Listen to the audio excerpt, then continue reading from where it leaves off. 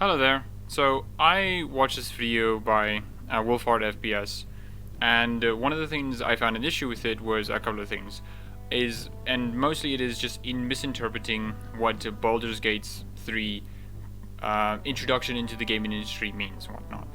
And it frustrated me a lot because it feels like there was this target, clear as day, but then instead of hitting the target, they hit the opposite wall of the target, missing the point entirely of what this guy, Xavier Nelson, was talking about.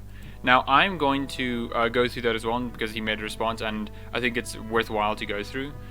But I also think it's worthwhile to also go through the people who I think misunderstand this. This isn't like me hating on the guy, I think it is dumb or terrible, or me disliking Baldur's Gate 3. I've bought Baldur's Gate 3, I've played quite a bit of it, and I love it. I love cinematic RPGs. It scratches that niche that I don't really get a lot in RPGs. I don't really like Pillars of Eternity. I'm not a big fan of Divinity Original Sin 1 or 2. They're not really that type of game for me. The games I love, this RPGs that I love, are basically BioWare games, whatever CG Projekt makes, and whatever Spider Studios makes. That's what I like personally. And I want more games like this. But I feel like it's a misunderstanding of what Xavier Nelson is trying to say. He's not saying that no games like Baldur's Gate should exist. It's just different. But we'll go through the video, and we'll address the arguments as it comes up. Now, this next topic is what I really wanted to make the video on, because I don't want to say I felt personally attacked, because I don't feel personally attacked. I think the people that tweeted this and the people that agreed with it and quote tweeted it in agreement, etc., I think they have their own perspective, and they're probably, they're speaking the truth from many different angles. But I also think this was poorly written and not a good idea for game developers to tweet this out, because it definitely comes off as a bit salty, and it doesn't give consumers. So the first point here, saltiness. One, who cares? If someone says something and they sound salty about it, that's not addressing the argument, obviously. It's a weird thing to mention because it's not relevant to the actual point that's being made. If he's wrong, he's wrong. It doesn't matter if he's right. No, it doesn't matter if his saltiness is, him being right. It doesn't matter. What matters is if the guy is right or not. It doesn't matter how he frames it. It matters how right he is. Like myself, a lot of confidence in the future of some of these gaming companies. So the owner of a studio called Strange Scaffold, and clearly this guy has been quite successful in the gaming industry, followed by a lot of big names in the gaming industry. Twitter followers don't really mean much, but clearly he's done some things. I don't know much. Just to speed up time, I'm going to just fast forward it just a bit.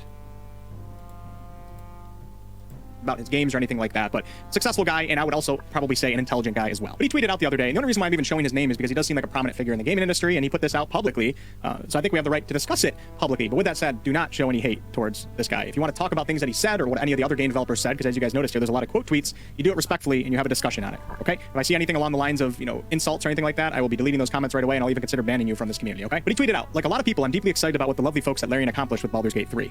But there's already a little bit of a shaky start here. It's kind of like, when someone says, I'm not something, followed by but, and then followed by something that kind of shows that they are that something.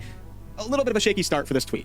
But I want to gently, preemptively push back against players taking that excitement and using it to apply criticism or a raised standard to RPGs going forward. And the reason why I said I take it personally, even though this guy has no idea who I am probably, is because I've been in the BG3 community for quite a while now, and I've been pushing the idea, after all my experience with early access, that Larian Studios is raising the standard and the bar of the RPG industry. I guess I look at that as a good thing, but apparently not everybody does. But let's take a look at the next tweet. You can't separate a game from the process used to build it. So let's look at what Larian is taking into the development and final version of this game. So going back to this, first of all, Baldur's Gate 3, if it turns out the way that we suspect it will, and a lot of people have a pretty good feel for it as we put a lot of time into early access. Early access alone is already better than a lot of full games out there. Baldur's Gate 3 is raising the standard of the RPG industry, whether you like it or not. It doesn't matter if you don't want it to, or you're scared that it's going to make other games look worse. This is just the fact of the matter. Now, the key thing to think... Now, here's the thing, right?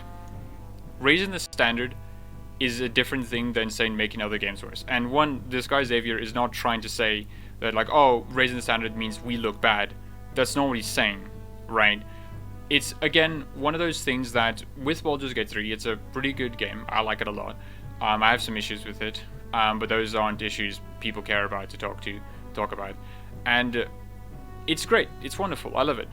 But the thing is, right, you can't expect games like Baldur's Gate 3, not because we shouldn't expect games like that, but because because people, not everyone wants to play a game like Baldur's Gate 3. There are many different types of games, and there are many different types of RPGs, and not every single RPG should be Baldur's Gate 3. There should be a variety of RPGs, and that's the thing that I think what Xavier is trying to hone in on. Not just that it's a bit difficult and it takes a long time to get it, but also that you can't expect every RPG to become like Baldur's Gate 3. The most you can expect is expect developers to take aspects of Baldur's Gate 3 and apply it across the board, like reactivity or making your character backstory and stuff more relevant in the plot, which I think is already done to a certain extent. But that's the thing. You shouldn't expect Baldur's Gate 3 as a wholesale. You should expect certain aspects of it. Think about here, is it raising the standard for small indie projects, or is it raising the standard for AAA games? Personally, I think it's raising the standard for both, but most of the time when we say raising the standard, we're speaking at AAA games that have a lot of money and resources. Reasonable people are not going to expect the next CRPG RPG that's being developed by 10 or 20 devs to be like Baldur's Gate 3. There's nobody that's reasonable that expects that. In fact, here's a great example. Tactical Adventures with Solasta, which released a few years ago. I think the game did pretty well, and most of you guys in my community loved that game for what it was, and we understood that it was a smaller indie project, nowhere near the budget of Baldur's Gate 3, and we loved it for what it was. And then we also gave feedback to Tactical Adventures. Now here's the thing, right, which I think is a mistake he's making, right? That sort of implies that if they had the budget of Larian, or more, whichever one, that they should have made a Baldur's Gate 3, right? That they should have done that. The thing is, it doesn't matter if they have a budget similar to Baldur's Gate 3, it just matters if they want to make a game like that. To me, right, this is sort of mistaking that it's not that Baldur's Gate 3 is just a good game, it's that a game that should be replicated and ad nauseum. Not just the quality, not just the like metaphysical, hypothetical quality of it, but rather that it should be just basically copy-pasted all over. And I'm sure that that's not what he wants, nor what he means, but it comes across like that if you do have a similar budget size and whatnot to Baldur's Gate 3, that you should do that, or you ought to do that. And I don't necessarily think that's the point of what Xavier's trying to get, and I think that's a bit of a flaw in his thinking. And what we hope they will do for their next game, if they were able to make profit off their first game, we hope that they take that profit, reinvest it, and then the next game that they make is a little bit better. So maybe the next Solasta game, maybe there's like multiple endings, but maybe the animations and the visuals are still kind of low quality. I think most of us are probably going to be okay with that. And just another point is that when the developers want to make the game, I haven't played the game, I don't know what it is, but with this game, if they do make a sequel, right, it should be in line with what they want to make and what the first game was trying to do, right? A lot of times, some games try to do something radically different from the sequel, and sometimes it works, sometimes it doesn't. And the thing is, though, those games and those sequels to those games are in line with what the first game was trying to do. It didn't change completely because those games had a bigger budget and whatnot, because what people wanted from those games was what the game was trying to do. And the thing is, again, it's sort of trying to homogenize all of gaming and all these RPGs into just making Baldur's Gate 3, which again is fine if you want Baldur's Gate 3. I like Baldur's Gate 3. I want more Baldur's Gate 3, but I don't just want an exclusive Baldur's Gate 3. Because one of the issues I have with Baldur's Gate specifically is that I feel like the main character that you play as is dead personality-wise, unless you're playing an origin character, but even then I'd argue that's also dead personality-wise, because you're just basically the player at that point, but it's a bit more flavor. I don't like that. I like games like Mass Effect, I like games like Dragon Age 2, I like games like The Witcher 3. It has a character that you're following. If I wanted to make my own character with my own story, I would have just played Dungeons and Dragons. When we look at AAA companies, it's not okay to have Larian Studios doing what they're doing with Baldur's Gate 3, assuming that it turns out the way that we're expecting it to, and then having other companies that even have more resources and money than Larian, releasing a game that is half of what Baldur's Gate 3 is, accompanied with microtransactions and a bunch of bullshit, and charging full price for it, if not more. So yes, it is raising the standard of AAA RPGs, and we expect, companies that fall into this, what they call mega games or something like that, to look at Larian, and as long as the game turns out good, to want to emulate that to a certain degree. So CD Projekt Red, your next game, you better, do good with your RPG, The Witcher or whatever, because we are going to be weighing it against other games like Baldur. Now, here's the thing, right? Weighing against Baldur's Gate 3. Baldur's Gate 3 is a different kind of RPG, as I said before. Witcher 3 and Baldur's Gate 3 are different kinds of RPGs. They're not trying to do the same thing. Geralt is a curated character which you make choices not because you want to make that choice, but because Geralt wants to do that choice, that he has two possibilities of the choice. So, for example, I think with the early game in Velen Werewolf Quest, where you find out a guy's a werewolf and he accidentally killed his wife, but then you also find out that the wife's sister got her killed, right? And Geralt can make the decision of like kill the werewolf or leave him be, or kill the lady or leave her be, or something like that, right? Geralt can make that choice because he wants to make that choice, not because the player wants to make that choice. And to say that Baldur's Gate, that the next Witcher game should be more similar to Baldur's Gate 3 is kind of dumb, because that's not what The Witcher 3 was trying to do. The Witcher 3 was giving you a list of choices that were meaningful and relevant to the player character, Geralt. And again, I think this is the misunderstanding he's having with what he's saying, right? Again, it's not about it's not about it's not about saying no game should try to be Baldur's Gate 3. It's that not every game should try to be a carbon copy of Baldur's Gate 3, because not everyone wants to play Baldur's Gate 3, nor does everyone want to make a game like Baldur's Gate 3. Baldur's Gate 3. Competition is good from a consumer's perspective. We hope that these companies compete with each other to a certain extent, and they work off of each other, and they try to keep improving, and therefore we get better and cooler games the more years that go on. No, I do think competition is important, because it can show that something is possible, right? I can imagine when people who are playing like Halo 1, right? It's like, wow, when an FPS can be like this is the like possibilities have expanded. But I don't think you should use competition as a sort of like bludgeon for improvement, right? You should always try to strive for self-improvement, not just like wait for someone else to do it and then, wow, I guess we have to do something better now, I guess, you know. Before we continue, let me just say that there is truth behind this too, and I understand developers' concerns. There are going to be some gamers that play a game like BG3, and then they play an indie game, and they're like, I can't play this. I mean, Larian is technically independent, so they fall into that category too. But you guys get what I'm saying. They're going to play a smaller game made by 10 devs and just think that it's garbage because they just got done playing with BG3. Well, guess what? That's just how it works. There's nothing you can do about that. I hate to tell you. It's not like this is the first amazing game that's ever come out. It's not about just like some people going on to like a 5-person RPG and made an RPG Maker and like, wow, this is trash actually. It's not about that. It's about saying, okay, so this RPG Maker game, right? It's trying to do something different, right? It's not trying to be a Baldur's Gate 3. Its intentions, its goals are not trying to go to Baldur's Gate 3, but failing. It's trying to do something else and succeeding. And that's the thing I think a lot of people fall into a trap of, is that they think that just because the best game that it possibly could be exists, right? Like, for example, like From Software makes really great games. They kind of mistaking that for all games should try to strive to be similar to those games. That's not the case. They should try to strive to succeed at the goal that they're trying to achieve, not try to be that game. Oh, I mean, The Witcher was pretty amazing when it came out, and the RPG industry didn't die, and all the small companies did not die because of The Witcher. Now, the next part of this tweet lists out the...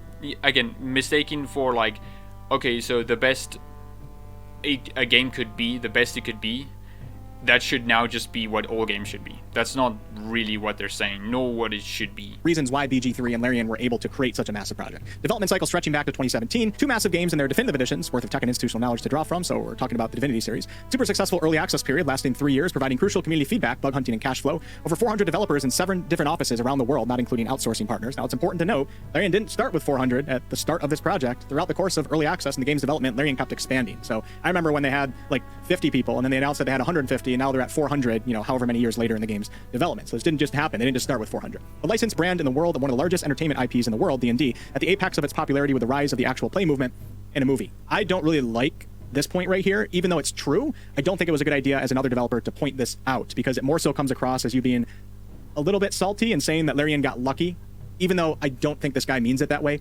That's how it comes across. Yes, D&D is popular right now. Yes, Larian got... I don't think that even how it comes across, right? Like when you're making a game, right? New IPs are kind of dead. There have been so little new IPs. There was this one game, what was it, Hi-Fi Rush? That was pretty fun. That was pretty great. I think it was pretty cool. But like, new IPs are a rarity, right? Just on name recognition alone, an old IP gives you so much more to work with in terms of marketing and exposure.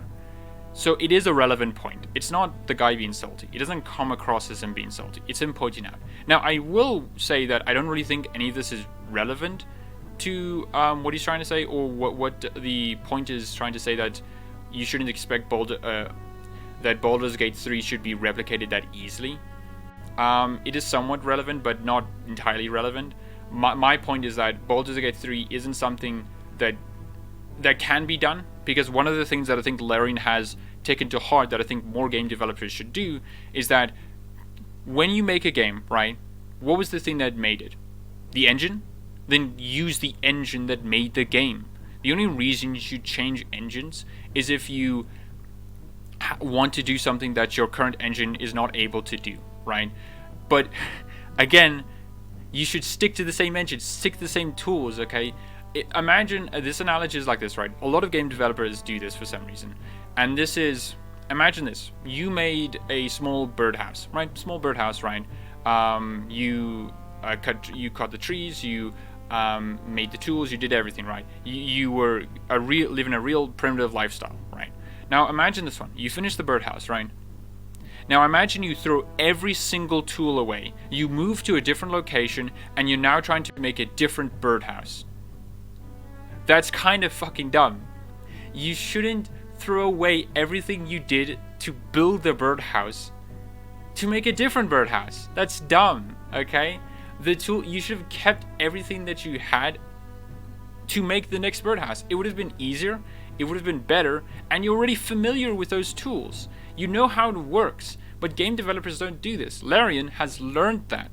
They've learned that, okay, we made Divinity Original Sin 1, right? Pretty good, pretty nice. Now we're just going to basically make a sequel to Divinity Original Sin 1 and basically use every single tool, but add some extra stuff and expand some tools and do something like that. We're going to make it better. They did the same with Baldur's Gate 3. And that is amazing.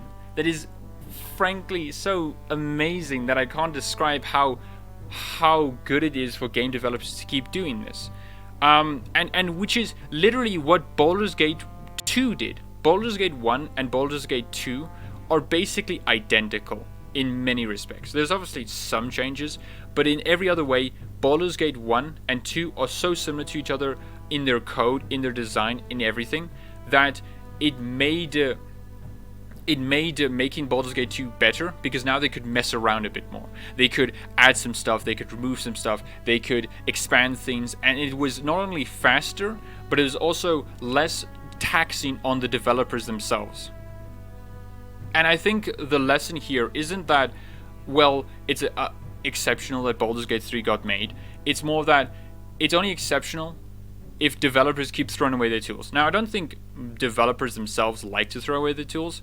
It's mostly, I think, a lot of the heads of these companies, of these development companies, throwing away their tools for no fucking reason.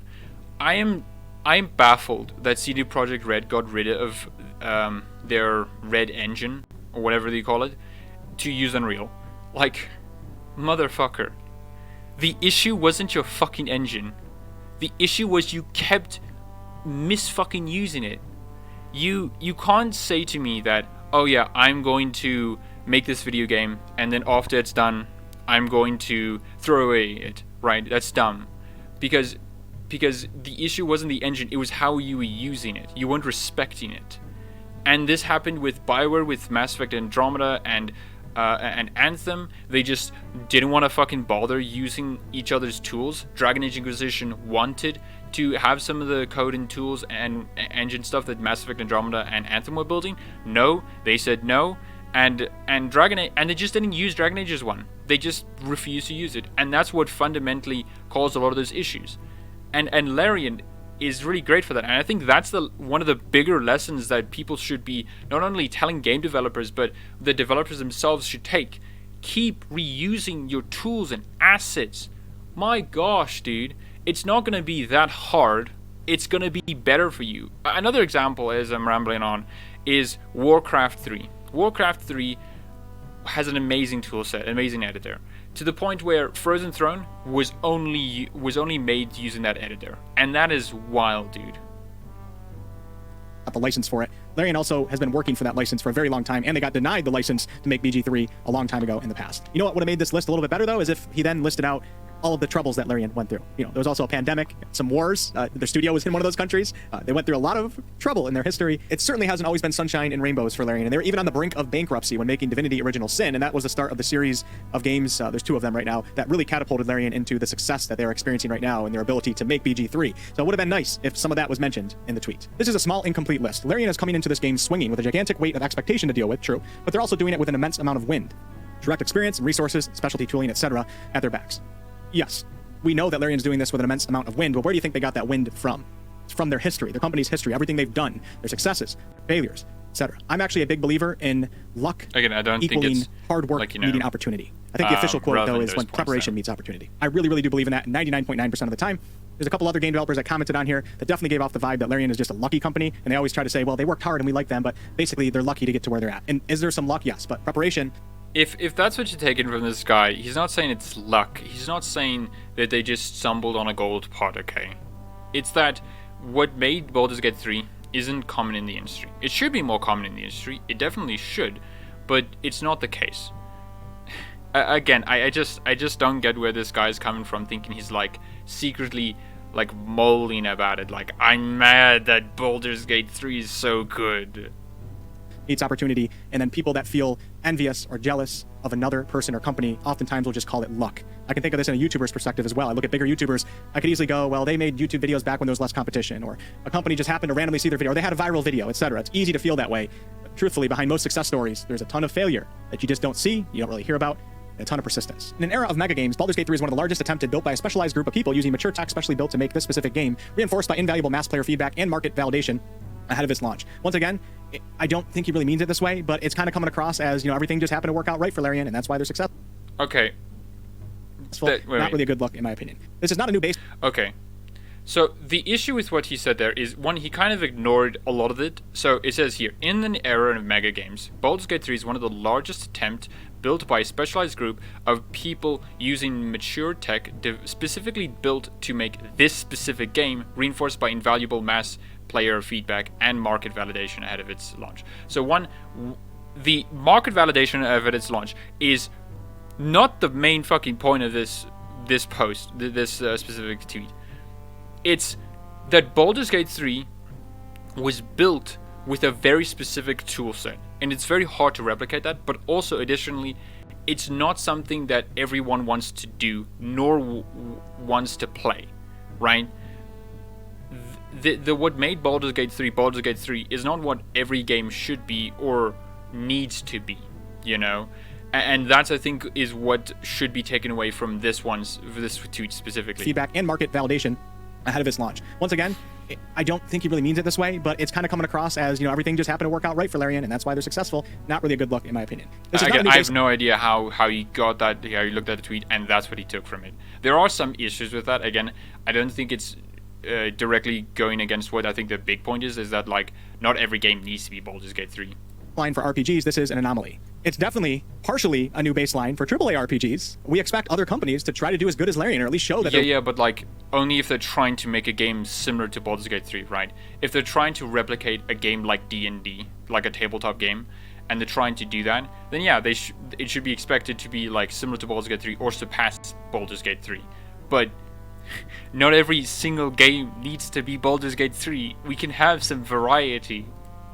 We're working towards that. So I disagree with this. It's not a new baseline for small indie projects. We don't expect Baldur's Gate 3 every time. Reasonable people don't expect this. Definitely raising the bar, though, and the lower bar is going to go up a little bit. That's how it is. If you can't adapt, your company won't be successful. As Vork told me, complacency is the death of a business. Trying to do the same thing in the same way. Again, like, nothing what he said there, none of the specific words he said there were wrong. But, like, my guy, this is not what he's trying to say. Especially without the same advantages, could kill an entire group of studios. Advantages. Luck. That's the kind of feeling I get from this. Motherfucker. He's not... My guy, why do you think he's salty? He's not salty. What's with his projection? He's just saying that it took a specific amount of time, skill, and stuff to make Baldur's Gate 3. And it's not applicable everywhere else. And it's like expecting... And I remember I read this somewhere, I can't remember. It's like saying, so Renaissance paintings are really well done, but it's like, why aren't there any more Renaissance paintings? Why aren't there as many as there used to be? Because not everyone wants a fucking Renaissance painting. Not everyone wants to make one or to see one. They want different stuff, dude. Okay? If they go as big or bigger with their next title, Larry themselves could die. That's the risk and reward of the mega game. We're an industry dangling elephants over cliffs, pointing at the ones that don't collapse under their own weight as indictments to the ones that do. So please celebrate the achievement represented by Baldur's Gate 3. It looks... I think that's a bit if they go weird as big or bigger with their next title, Larry... because like that is very relevant. I don't fucking care if my video games are bad. I care if the people who are making them are okay, alright? If you read a lot of the stories from Jason Schreier about how some of these games are made, you would be fucking depressed on how much heart and effort they put in. They will kill themselves. Game developers, if they could, will sacrifice goats, legions of fucking goats, or themselves if they could, to make a game good. They're fucking crazy ass people, alright? I do not expect them to keep their well-being in check, alright?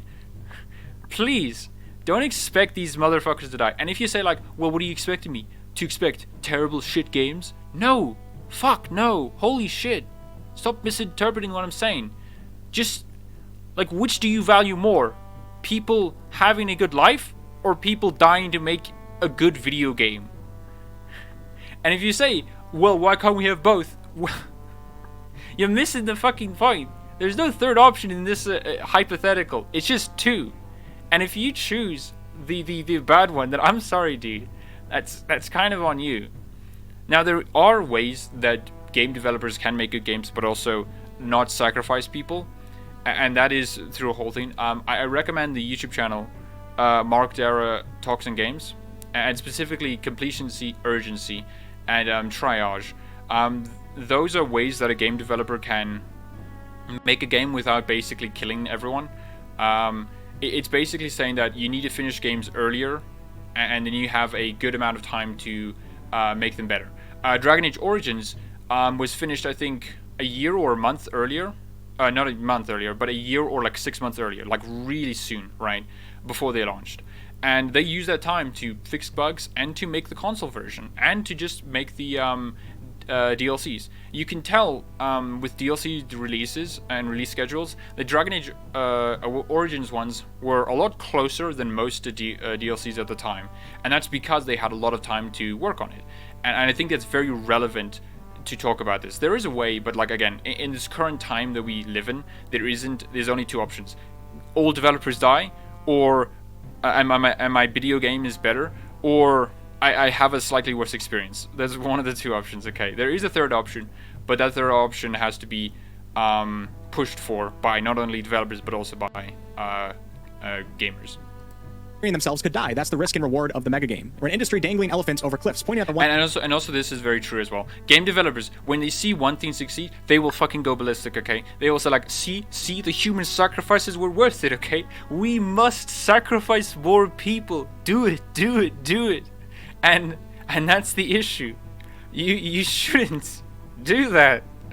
That's bad. Ones that don't collapse under their own weight as indictments to the ones that do. So please celebrate the achievement represented by Baldur's Gate 3. It looks like a massive amount of effort is about to pay off in a big way for one of the brightest voices in the medium. But, there's that word again. If you shout that every RPG should be like this going forward, you have no excuse. You've not just missed the point, you've created the expectations and conditions to ensure your favorite creators may never be able to give you the thing. And I do think that is somewhat relevant, but again, not as relevant as I think, as it should be. Because my main point is that like a lot of people are expecting Baldur's Gate 3 to just be the RPG every RPG should try to go for. No. Every RPG is trying to do something different. It's trying to do something that's not Baldur's Gate 3.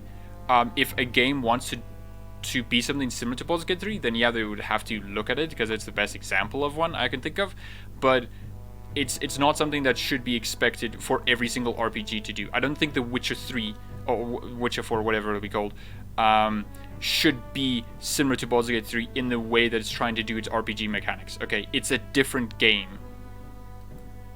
You love ever again. This is nothing new. I don't get why... It'll remove the flavor of The Witcher in favor for something that's not The Witcher. It'll lose its identity because of that, and I don't want that.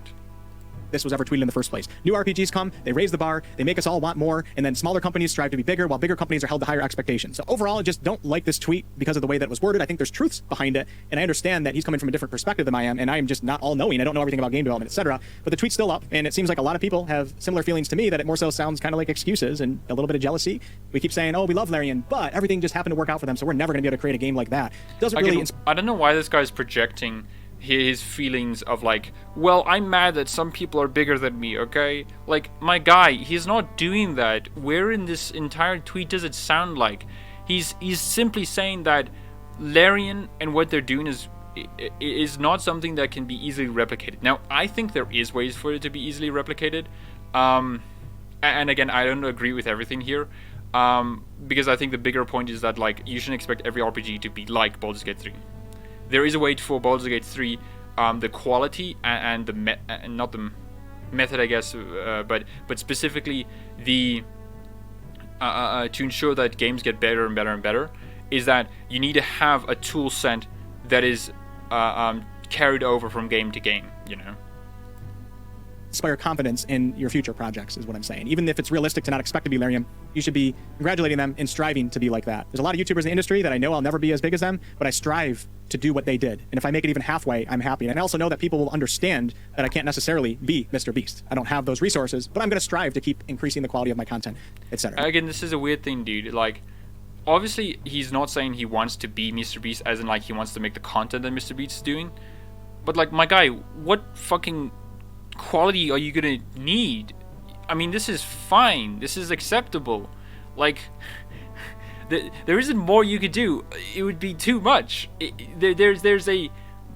And the thing is here, some games don't need to do certain things, right? Pillars of Eternity is fine as it is, right? It is acceptable. It is alright. It achieved what it was trying to do, and that's good. It doesn't need to be Baldur's Gate 3. Would have I liked it if it was Baldur's Gate 3? Fuck yeah. I've tried playing Pillars of Eternity multiple times, and I've failed to do it because it's just not my game. I like cinematic RPGs, and Pillars of Eternity is certainly not one. But it succeeded at what it was trying to do, and that's good, you know? And that's fine. Not every game needs to try to be what Baldur's Gate 3 is trying to do. Now let's take a quick look at a few of the quote tweets here. As you can see, there's quite the amount of diverse opinions here. And there's also some game developers that tweeted in agreement with this. And I've actually played their games, and I hate to say it, but the games suck. It's really as simple as that. Your game doesn't suck because good games come out like Baldur's Gate 3. Your game sucks because it sucks. There's plenty of small projects, and I supported the crap out of that were really successful. 9 Dot Studios with the game...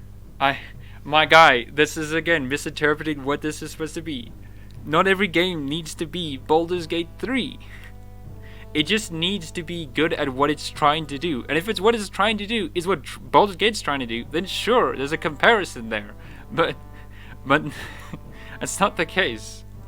Outward. Successful project made by 11 people. Fantastic game. I didn't expect Baldur's Gate 3 cinematics on it. I had reasonable expectations, and they exceeded them with what they had. So be better, make better games. No, again, this is a failure of what you're supposed to recognize. You're supposed to think, what were they trying to do? They were trying to do that? Cool, they succeeded. Not like, okay, so what do I want them to try to do? I want them to try to do Baldur's Gate 3, but they can't do Baldur's Gate 3, so I'm gonna lower my expectations. No! That's not what you're supposed to think. It's supposed to be, what is the game trying to do? Did the game succeed at that? Cool. Was it trying to do Baldur's Gate 3? Did it succeed? No. Failed. And strive to be like Larian, even if your company probably won't reach that level one day. Even Josh, the director of Obsidian, retweeted this. I have nothing but respect for Josh. Pillars of Eternity 2 is one of my favorite games of all time. And Pentiment is a really cool game too. I didn't play it, but I know a lot of people that played it. I looked at some gameplay. Really interesting, cool. No, not a lot of people played it. They were expecting, when they heard like medieval RPG from Obsidian creator Josh Sawyer, they were thinking like, whoa, it must be like some new fantasy. Oh gosh, it must be like something so cool and epic. Like a oh shit, there's gonna be magic. Oh wait, it's just a 2D game where you play as a scribe talking to people. Okay. Like, of course not a lot of people played it, because they were expecting something like Pillars of Eternity, but like 3D with action combat, but also great choices or something like that. project. Josh tweeted, great thread. The conditions under which BG3 was made are atypical. This is no way a slight against the game or the people working on it who are clearly passionate and talented. Atypical, once again, from my perspective, in a gamer consumer's perspective, more so comes across as this company was lucky. Even if you don't mean it that way, I don't think this is a good look for other developers to be tweeting this. I don't think it's a good look for you to also misinterpret what they're trying to say and think it's like some sort of like, they hate them, they hate them, they hate them, they hate them. It's not what they're trying to do, dude. The issue you can take with that is that the reason why some of these these games can't really achieve these Baldur's Gate 3 levels is because they throw away their tools like no one's fucking business, okay? Another analogy instead of the birdhouse one is like, imagine you ate a nice steak dinner, right? It was really good. But now you threw away all your plates. You have to get new plates now. And knives and forks. You have to do that. Why throw away all that stuff? It was fine. It was okay. Was there some like chips in the plates? Sure, there was some chipped bits, and it was the paint was wearing off, or not paint specifically, but you know what I mean. Like it was a bit old, but you don't have to throw it away. It was fine, unless you're trying to do something else specifically, like a very fancy dinner, right? Then maybe you should get new plates, but you just get new plates then. You don't throw away the old ones. Having the foundation set and the funding to build things on your own terms is invaluable. That's why we want companies like you, Obsidian, to strive to be like that. If you can't pull it off, well, that's just what happens. Pentiment from Obsidian was probably a step backwards in terms of budget and resources required, yet people loved it. A lot of people loved it more than the Outer Worlds. So that just shows you. Yeah, because it was succeeded at what it's trying to do. Pentiment didn't need to be this action RPG, fantasy, magic fucking bullshit, okay? It just needed to be a guy saying, wow, these peasants are fucking dirty. Holy shit, dude. That's awful. That's what Pentiment needed to be. It needed to succeed at being this scribe who's documenting medieval life and showing that accurately and how that works, right? And it succeeded that. It didn't need to be 3D. It needed to 2D. It fits with the art style. It fits with the sort of art style of the era. It succeeded and surpassed that really well. It didn't need to be more than that. And that's, I think, the failure of this guy's thinking, right? He's thinking that all RPGs are actually trying to be Baldur's Gate 3, but failing to do so. That's not the case. Games and RPGs are trying to do different things. Sometimes they're trying to do what Baldur's Gate 3 is doing, but sometimes they aren't. And when they aren't, you shouldn't measure them against something that they are. It's like the analogy I think that's very relevant is like measuring a fish's ability on how well they can climb a tree. That's not good. That's not a good measure. Right there, that we don't necessarily have to downplay anything that Larian has done or say that it's atypical or it's just a lucky situation. You got to make good games, and the bar is going to go up. Learn, improve, adapt. If you don't have a big budget, maybe you go backwards with the budget, but you figure out a really cool way to make it work. Pentiment, for example. And I found this tweet kind of interesting here. Again, Pentiment was good because of it succeeded what it was trying to do, not because it like did a creative way to be Baldur's Gate 3. No, it didn't fail to be Baldur's Gate 3. It succeeded at being Pentiment. It's kind of funny. I did touch on it earlier, but still. The pandemic, war, financial dropdowns, and much more things, of course, helped Larian. Yeah, and of course, this guy's being sarcastic. It's kind of funny because we focus on all of these, advantages that Larian has, but didn't bring up any of Larian's struggles or the enormous amount of troubles that they went through to get to where they're at. So, of course, there's going to be things that make it seem like certain companies got lucky, etc., but it's the companies that push through that, and the companies that have the strategic management and vision to manage this minefield of creating games. Those are the ones that are going to succeed. They're going to raise the bar in the industry. We're going to support them raising the bar, and we're going to hope that other companies raise their bar, and we just keep seeing better and better games. That's going to be it for this video. I'm sure you guys have your opinions, and they're going to be... So yeah, I disagree with this video a lot. I think there's a lot of issues with it. And I do genuinely think that this guy's biggest problem is missing the point that Baldur's Gate 3 is possible, but like it isn't something that should be expected every RPG to try to achieve, because not every RPG wants to be Baldur's Gate 3. The Witcher 3, if it becomes Baldur's Gate 3, loses its identity basically. What made the Witcher series great was Gruffy Boy Geralt, okay, and how upsetty spaghetti he was, okay. That's what made it really good, and I loved it for that. I thought that was like amazing. Not that like, wow, I can't believe I can't just mass murder people whenever I want. Damn, dude, I can't believe when I met Ciri, I can't just fucking kill her. damn dude, I'm upsetty spaghetti. It's like, my guy, the point isn't like you need to be the player and you need to do everything right. You need to be able to give all the choices. It's that Geralt's a specific character and all the choices are derived from that. That's what makes it good. But yeah, we're gonna go through the Xavier Nelson Jr.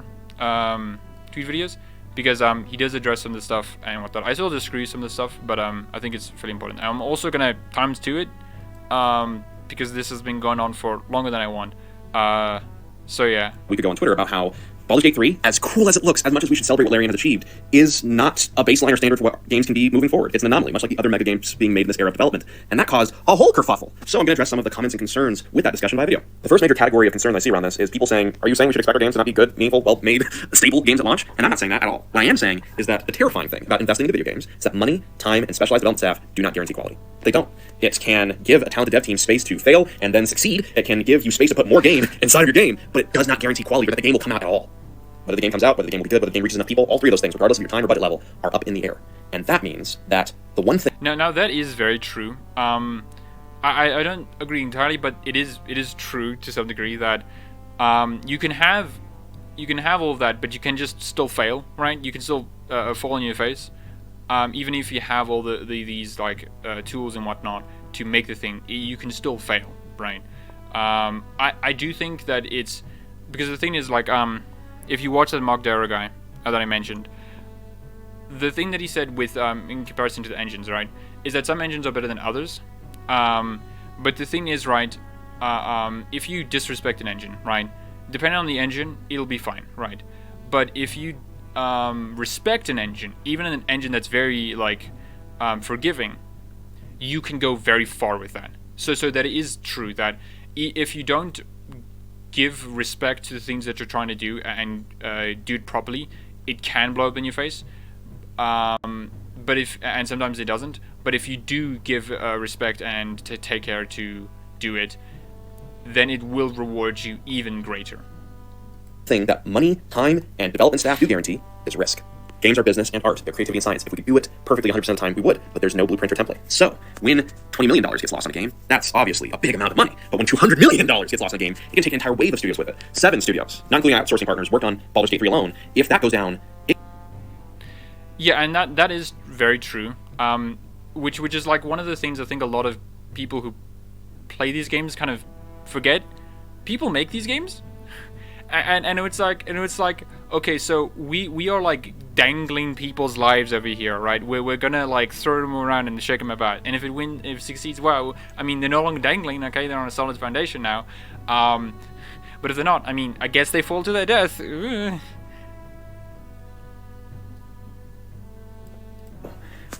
template. So when $20 million gets lost on a game, that's obviously a big amount of money. But when $200 million gets lost on a game, it can take an entire wave of studios with it. 7 studios, not including outsourcing partners, worked on Baldur's Gate 3 alone. If that goes down, it can even, because of its gravitational pull, label an entire genre as an irradiated wasteland that doesn't get touched for years to come. This is the second more insidious effect of the mega game. And that is like, unimaginably fucking true. Remember isometric RPGs before Pillars of Eternity came out? That was a wasteland. There were no isometric RPGs that were huge or good enough at that time. That was a dead genre, isometric RPGs. It was completely dead. Now, there was obviously a lot of factors for it, not specifically the scenario this guy's describing, but that can happen and result in happening. There can be a game that massively fails that just makes that genre unimaginably toxic for the people who fund these games to do. And that is something that these developers have to be aware of. And it sucks that they have to be aware of, because it doesn't fucking matter. If one game's failed, that shouldn't decide the fate of the whole genre. Like, if you look back in old gaming history with the E.T. Atari game, like, that was a fucking dumb reason to kill the video game genre off of, okay? It did not make sense to kill it because one bad video game existed, okay? And then it doesn't make sense. If developers and players determine that games with a half decade or more of development time and hundreds of millions of dollars in their budget are the only games worth making. RPGs aren't selling right now? You don't invest $100 million into it. If a classic series, perhaps beloved by many, if it's budget for a resurrection can't reach 100 million, 200 million, it's assumed that it can't have a real impact within the market, or enough to make it worth pursuing. Put that resource into the mega game that you're making. Games are already being defined right now behind the scenes by whether or not they can have the maximum amount of time investment pumped into them. And anything that can't reach that is denied. It's an entire future of your favorite video games that's being determined as not worth making because it isn't expensive enough to be affordable. No, I do think that's something he failed to mention or like failed to convey correctly in his original tweets, is that these games set a precedent for how all games should be made, right? And that is terrible, okay? Not all games need to be like Baldur's Gate. Not all games need to have like $2 bajillion, okay, to be made, okay? They don't need that. They just need what is appropriate for that amount. Dead Space is surprisingly a very cheap franchise. I think it's not like 20 million, I think it's 20 million or something around that ballpark. It's not like 2 million, I can't remember specifically, but it's not like $200 million game, right? It's fine, right? And that game is fucking amazing. No one will deny Dead Space is like a great franchise. But because the expectation is like, we need like the highest amount of money possible from a video game, Dead Space isn't going to do that. Because Dead Space just isn't a genre that is that big.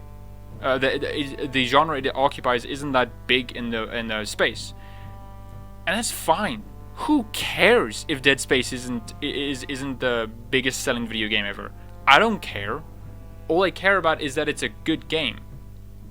And that's, I think, a point that really needs to be honed in on, is that you can't expect video games to want to replicate Baldur's Gate 3, because it doesn't need to do that.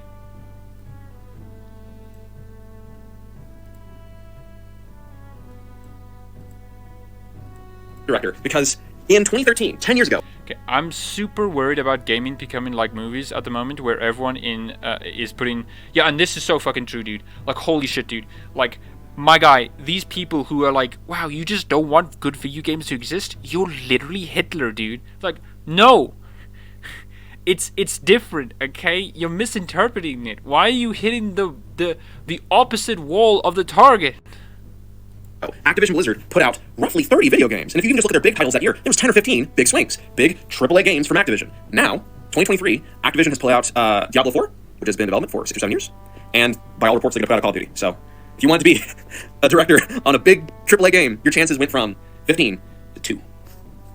Yeah, who remembers the cavalcade of like PlayStation 3 and Xbox 360 games, and how many there were? Just how many AAA games were just being pumped out, okay? Were they the biggest, big? No, they weren't. But they were acceptable for their size, for what they were trying to do.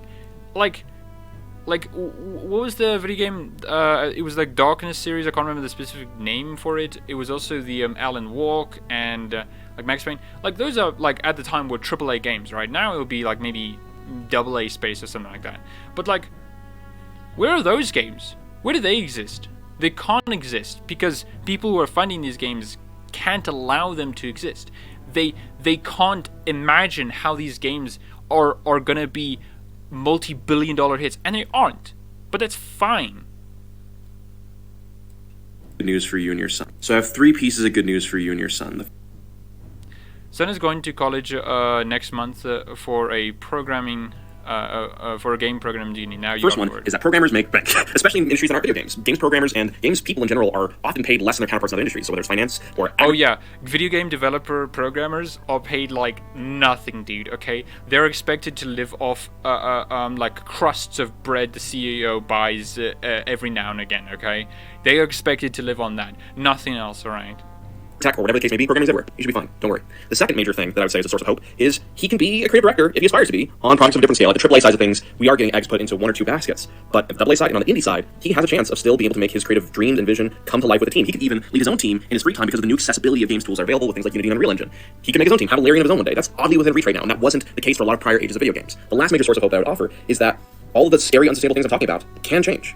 We're at the tipping point, in fact, for being able to basically determine what the next 10 or 20 years of video games look like. So, if we change the way we talk about, buy and play video games, creating the systems that cultivate the video games and the healthy work environments that we want to see, that enable creators to give us the best version of games and not just the ones that some guy somewhere with a spreadsheet decided would be the most profitable. We get that if we change the way we talk about, buy, and play video games. So we got hope. We just gotta work together. Like that is really true, dude. Like, and Or to be specific. Yeah. Video games kind of can't afford to be specific in 2023, and here's why. So over roughly the past 20 years, the games industry has seen a major change in the processes used to make games. Not just the graphical quality, not just the types of things we can achieve, but specifically how we achieve them. Every year game development costs you money, and that only increases the more people you have working on a game at the same time. So, in the early 2000s, and even as late as 10 years ago, our biggest games were still taking between 2 to 3 years to develop. And now, we're firmly in the era of the mega game. Games with hundreds of millions of dollars in their budget, not including the marketing, and those numbers have changed dramatically. Grand Theft Auto 3, the game that in many ways kicked off the modern age of the 3D open world game, was made with a team of roughly 25 people in 2 years. Red Dead Redemption 2 took 8, with thousands of people working on it. Horizon Forbidden West, 5 years. Starfield, 7 years. And every time that number goes up in the industry at large, the number of people that one game needs to potentially be able to bring in at one time in order to justify the expense goes up as well. I grew up playing and loving stealth games like Splinter Cell and Tenchu, and these games were made in the millions to tens of millions of dollar budget range. And because they were making a stealth game specifically, because they were doing that for 2 to 3 years, because they could, for lack of a better term, afford specificity, every decision in that game, from the art style to the way you can interact with the world, to even the way story was delivered, was all calibrated to deliver the best stealth experience possible, and you could feel it. Now you can say the stealth. No, yeah, and like what this guy is talking about, I don't think we need to play anymore, because this is basically me putting up a sign saying like, wow, he's right, he's so right, you can't believe he's so right, he's right, he's right. And like, again, and with his last video, I guess we'll watch it quickly. Feel it. I can say stealth is more places than ever. It's in Cyberpunk, it's in Spider-Man, but those are stealth playthroughs, stealth playstyles, and as talented and hardworking as those designers are, that's never going to be the same as an entire experience intended to deliver one. Oh yeah, that is really true actually. Just to quickly mention that, is that while these games that have like these elements of other games in them, they're pretty fine, they're not going to be what games dedicated to stealth are gonna be. They're not gonna fulfill that fantasy to its fullest, and that's fine. I don't mind that. I like the flavor of being a stealth or having the option of being a stealth character. I think that's really cool, you know. But like, you can't expect these games that are huge, big, and giant to be something that is standard in the industry, because that is not possible for a lot of people to do it. And also, we don't need to do that, okay? We don't need Baldur's Gate 3 again. We need just... I mean, I'd like it. I'd love it. I'd like if the entire gaming industry was dedicated to just making cinematic RPGs, okay? I mean, I'm biased in that regard. But we don't need that, okay? It shouldn't be like that. It should just be what the game developer and people want to have. And if people want Baldur's Gate 3, that's fine. But like, not everyone wants Baldur's Gate 3. They want games that are just like good for what they're trying to do. Specific, cool thing. The game developer. I've been talking a lot recently about how the size of your game determines what you can and can't make. And as a result, a lot of people have been coming into my mentions and saying, this guy sounds scared. This guy sounds like he isn't ready to reach the raised bar that we're getting because of the mega games that exist right now. And I'm not scared. I'm very good at my job. And there are few things in this world I love as much. It's not just fulfilling player expectations, but exceeding them, making experiences especially that seem ridiculous or like they shouldn't work, into games that are meaningful and that reach players in ways that otherwise would never be possible. There's one thing that scares me though, and it's that players aren't being told what they're losing. Every mega game intended to reach the entire world at a single time. There are 100 video games you're not being allowed to play that would have specifically been just for you. Yeah, dude. Like, and that fucking sucks, man. Like, I love video games, and I like how specific they can be.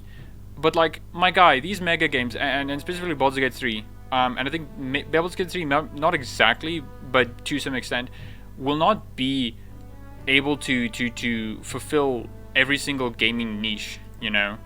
And I think that's such a huge issue, you know? Like, I think it's good to have a variety of games. I want, and me, I'm obviously biased, I would like more Baldur's Gate 3. But like we don't need to do that. And I think this guy is projecting a bit too much when he thinks like, oh yeah, they're salty, they're angry, they're really mad or something like that. He's not trying to do that. Now, I do think that what he said in those tweets specifically was very poorly done, very poorly worded, but the argument, the content, the actual core of it was quite good. And again, this guy didn't go over those videos for some reason, even though you can clearly see, like, at the end over here, right? Like, at the end over here. Like, there's the video. The video is right there. Why didn't you go through it? That's quite relevant, actually. Look, it's right there. Why did you just go through the tweets? Like, because if he went through those videos as well as I did, and it's like, not these videos... Video games kind of can't afford to be specific in 2023, and here's why. Yeah. So over roughly the past 20 years, the games industry has seen a... They obviously didn't come out, like, on the day, but, like July 15th when he made the video. Like, these are pretty good, okay? These address a lot of the issues that he had with it. and him not going through it is odd to me, right? Especially because they're really relevant to it. Like, my guy, I like Baldur's Gate 3, and I'd like more games like Baldur's Gate 3 to exist, but I don't think it needs to dominate the entire medium of RPGs, because it only takes one failure, one failure, to basically make RPGs irrelevant again. Like, my guy, we can have variety, and if we just ignore the business side, because I don't care, right? If we just ignore that one, not everyone wants to play Baldur's Gate 3. People want different kinds of RPGs, you know. But sure. Again, I think this guy is normally right and whatnot. But I think this is like a very terrible video. But no, yeah. I hope you enjoyed this. His video will be in the description below if you want to go check it out. And yeah, thanks for watching.